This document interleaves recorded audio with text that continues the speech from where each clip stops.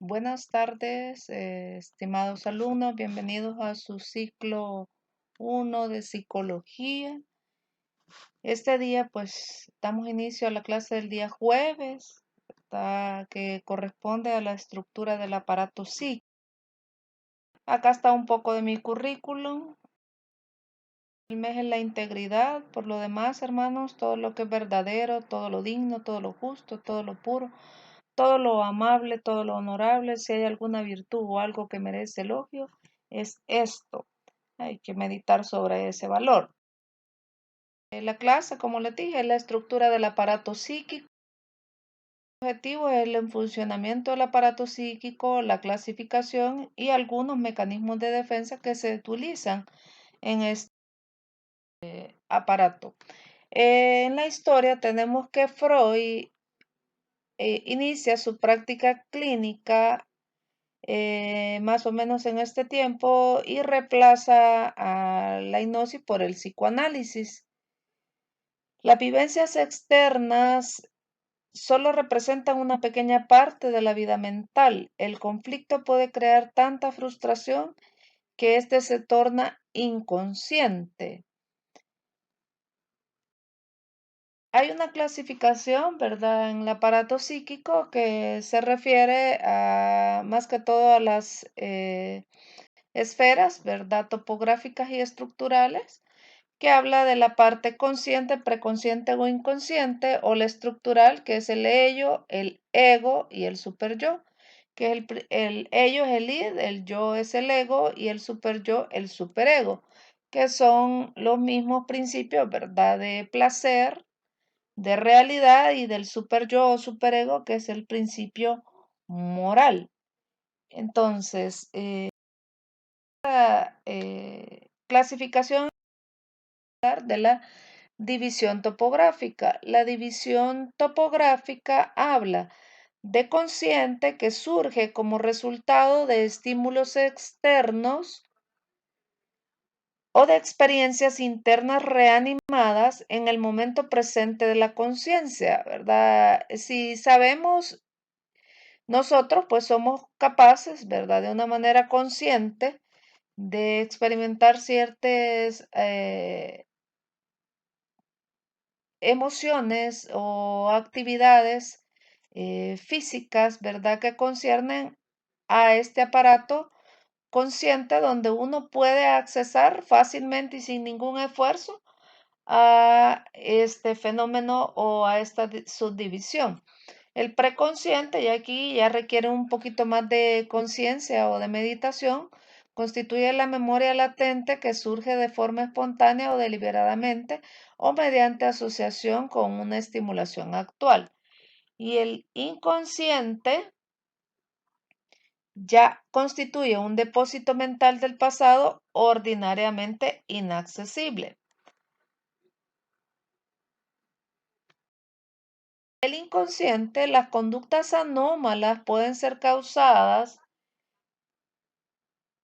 y mantenidas por experiencias dolorosas tempranas que aparentemente se habían olvidado, que ese es un mecanismo de represión. Tiene dos sentidos, la falta de percepción y la capa de la psique. Pruebas de la existencia del inconsciente son el chupeteo del dedo, ¿verdad? El olvido que satisface un propósito obvio y luego es recordado. El criminal que deja pistas, ¿verdad? Si no existe una motivación consciente para una conducta, Freud sostenía que existía una causa inconsciente y de ahí que muchas de las corrientes psicodinámicas actuales en la psicoterapia están basadas en esta actividad psicodinámica. La división creo que es la que a veces hablamos un poquito más y hablamos del id o el ello, que es el principio del placer, parte primitiva de la psique, instintos, ¿verdad? Que son fuente de energía psíquica, actúa de acuerdo al principio del placer, reduciendo la tensión e inconsciente. En nuestra versión adulta no podemos vivir en el principio del placer, en el principio del placer viven los niños. Entonces, obviamente, cuando vivimos el principio del placer, tratamos de satisfacer situaciones que se logran rápidamente o momentáneamente y por eso vemos que cualquier situación de adicción tiene mucho que ver con esta parte del principio del placer, ¿verdad? Ya sea las bebidas alcohólicas, ya sea la adicción al juego, ya sea la adicción a la pornografía, son satisfacciones inmediatas. Muchas veces las personas cuando andan bajo altos niveles de estrés buscan divagar su mente en este tipo de compensaciones del placer momentáneo, que obviamente a largo plazo pues no genera ninguna satisfacción, que al contrario puede ser frustrante para el individuo vivir solo en este principio. El ego es el principio del yo, ¿verdad? Utiliza las facultades psicológicas y controla al id y obedece al principio de realidad, ¿verdad? El ego o el principio de realidad. Y el superego, que es el super yo o la moralidad, conciencia del e ideal del ego, es un elemento moral, autocontrol e inhibe impulsos. El individuo no puede vivir constantemente ni en el principio del placer, que es el id, ni en el principio del super yo, que es la moral, porque todo esto pues limita al principio de realidad, que es el ego. Eh, Cuestiones muy rígidas, muy extremadamente morales, llegan a rayar, ¿verdad? En cuestiones que pueden ser hasta fanáticas o sobrevaloradas, ¿verdad? Ante ciertas situaciones. Entonces, y vemos esto muy a menudo, ¿verdad? En las religiones, a veces sumamente castrantes. La parte espiritual es importantísimo para cualquier fenómeno que usted vaya a intervenir, pero tiene que tener también un principio de realidad, ¿verdad? Porque muchas veces el rayar, ¿verdad? En un super yo moral, estrictamente moral, hace que la persona tenga o reprima ciertas conductas que tampoco favorecen a el principio de realidad o al principio del yo. La personalidad original representa el paralelo psicológico de las necesidades fisiológicas, es decir, para cada necesidad hay un pulso. En tanto mayor es la demanda para el placer o el ello, más fácilmente se presenta las reacciones del sujeto. Constituye la fuerza rectora principal de la personalidad. La motivación más básica del ser humano es la búsqueda del placer, tensión-placer. Se rige por un tipo de pensamiento primario fantástico. Ejemplo de esto se dan los sueños donde la persona puede ser sustituida por animales u objetos. El funcionamiento del id, las conductas no explican los motivos. Ejemplo, la madre que no permite que su hijo juegue con otros para protegerlo, porque los otros niños son malos. El motivo del ego es una transformación del motivo del id. El ego es el administrador de la personalidad, está en contacto constante con el mundo externo, aprende, se rige bajo el principio de realidad, es un tipo de pensamiento secundario. El ego crece extrayendo energía del placer o del id que se hace invirtiendo la energía de las elecciones, intereses y actividades del objeto.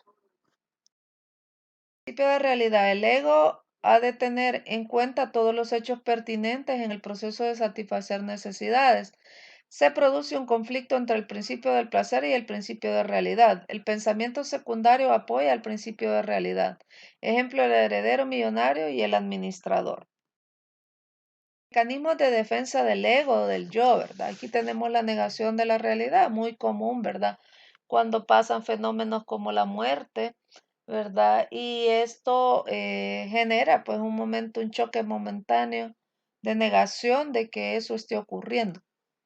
La racionalización, conjunto de maniobras inconscientes, adaptativas y defensivas destinadas a justificar tendencias, fantasías o impulsos que son incapaces para las agencias sensoras conscientes o inconscientes. Racionalizamos muchas veces, por ejemplo, la bebida alcohólica. Cuando una persona ya es adicta, empieza a justificar mucho su forma inapropiada de beber y dice y racionaliza y decir, no, si yo solo bebo cuando salgo ¿verdad? Con mis amigos, yo sé controlar la bebida, es un tipo de racionalización.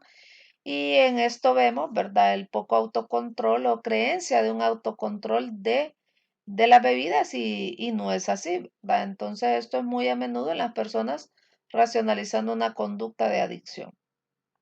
La regresión, vea, como vemos, ¿verdad? Hay momentos en los cuales los niños, por ejemplo, están siendo abusados sexualmente y en eso empiezan a mostrar conductas de regresión. Por ejemplo, si habían dominado los esfínteres, ahora se vuelve a orinar nuevamente en la cama. Entonces, todo eso habla de una conducta de regresión. Hay una alteración del principio de realidad que está alterando o haciendo que esta persona vuelva a etapas inferiores las cuales ya había superado.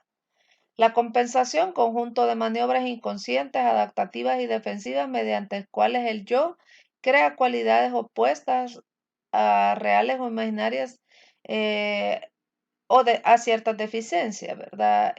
La sublimación y la formación reactiva. Aquí el paciente desarrolla formas de pensar y sentir y actuar directamente opuestas a sus rasgos de carácter impulsos y tendencias no aceptables para las agencias sensoras de la personalidad y la sublimación, que es un mecanismo de defensa maduro, ¿verdad? El cual es el más aceptado para la personalidad y hace que ciertas conductas sean más adaptativas y sean más aceptables para el yo.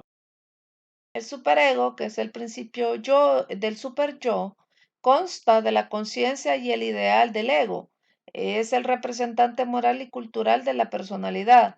La persona madura tiene la capacidad de mediar con el super yo de tal forma que no se torne inflexible. Es lo que les comentaba. Un super yo demasiado rígido puede dar muchos problemas a nivel de los individuos, ¿verdad? Por creencias que a veces rayan en la sobrevaloración, que llevan mucho implícito catatimia, que es esa carga afectiva o emocional que a veces le ponemos a las cosas. Entonces debe existir un principio, ¿verdad? Donde se pueda dar cierto placer, pero también regulado por ciertas normas sociales que son necesarias para el buen funcionamiento del individuo. Pero si esto es extremadamente rígido, eso también inflexibiliza a que el individuo se desarrolle adecuada o plenamente. Bueno, esto es pues la clase de la estructura del aparato psíquico. Obviamente solo es un pequeño brochazo, ¿verdad? A lo que esto conlleva, pero recordar que nos vamos a estar viendo en un foro el día jueves a las 7:30 de la noche, el cual ustedes podrán hacer alguna pregunta o duda acerca de esta clase. Recordarles que tenemos 24 horas de acuerdo a la cantidad de preguntas, pues, para poderles contestar de forma asincrónica después del foro. Tengan buenas tardes a todos y gracias.